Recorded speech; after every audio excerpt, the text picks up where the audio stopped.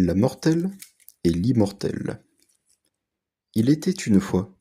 C'est ainsi que commencent les histoires auxquelles on croit. Mais celle-ci est différente. Nul ne voudra croire une histoire sanglante. Une divinité qui descend sur terre est un événement, plus rare que l'éveil d'un volcan. De nos jours, l'humanité a beaucoup évolué. Ils n'ont plus besoin des divinités. La technologie actuelle permet de vivre dans le confort. La reproduction est moins fréquente et de même pour la mort. Ils se permettent même d'abandonner les pauvres enfants non désirés, comme celui-ci laissé en pleine forêt. Les loups ont le jeune né en vision. C'est le seul casse-croûte mis à leur disposition.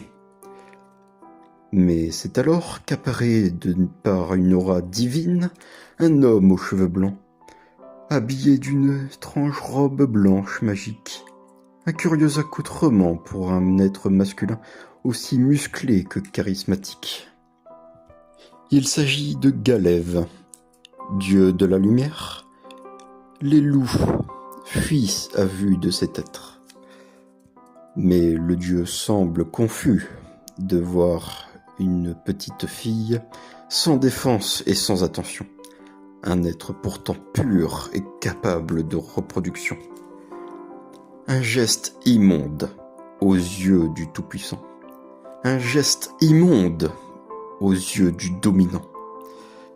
Mais s'il est descendu, c'est pour enquêter sur les mortels, sur les nouvelles traditionnelles. Les yeux de l'humaine seront un outil pour observer les hommes et femmes directement dans leur nid. La jeune fille grandit en acquérant l'identité de Luna. C'est auprès de la lumière qu'elle grandira.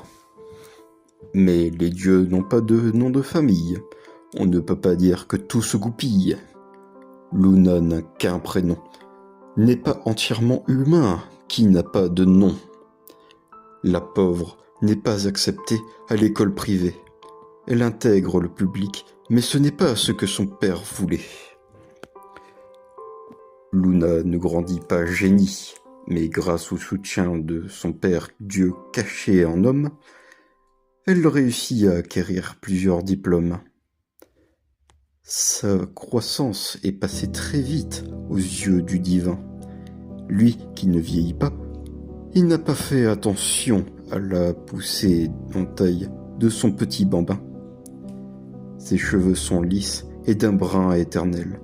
Sa corpulence est attirante et n'échappe pas aux yeux du mortel. Celui-ci tombe amoureux de sa propre fille adoptive. Ce qui choque Luna quand il a pris l'initiative. L'inceste est une relation immorale et divinement interdite. Mais ne partageant pas le même sang, l'autorisation est écrite. Luna ne veut pas accepter, mais c'est une divinité. Imagine comment il pourrait réagir s'il est contrarié. Luna ne veut pas accepter. Elle a peur. Son impuissance l'emprisonne dans la torpeur. Un couple d'un amour non réciproque, d'une luxure toxique, d'une peur du châtiment magique. Mais le malheur n'a pas atteint ses limites. Luna est tombée enceinte. Elle attend un fruit né de l'inceste. Elle ne peut accepter un destin si funeste. Pourquoi moi? Méritais-je cela? Se dit-elle, effrayée, d'une pensée contrariée, brandissant une lame de fer inoxydable vers sa poitrine lamentable. Galève est de retour à la maison, emplie d'appréhension en découvrant le corps inerte de sa bien-aimée, déclarant la perte de son bébé. Galève est terrorisée. De ce tableau névrosé, Galève est terrorisée. La seule solution pour qu'un divin meure, c'est de lui arracher le cœur. Il tomba inconscient pour l'éternité, avec beaucoup de remords et regrets. Mettre fin à ses jours est un péché, mais Luna rejoint le Tartare avec gaieté, reconnaissant ses parents pécheurs, s'excusant 1000 fois pour leur erreur. Le bonheur de savoir que Galève n'est pas son vrai père ravive sa flamme pour quitter les enfers.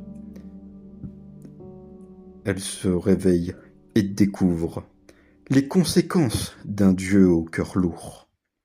Luna finit ses heures, seule mais avec beaucoup de bonheur.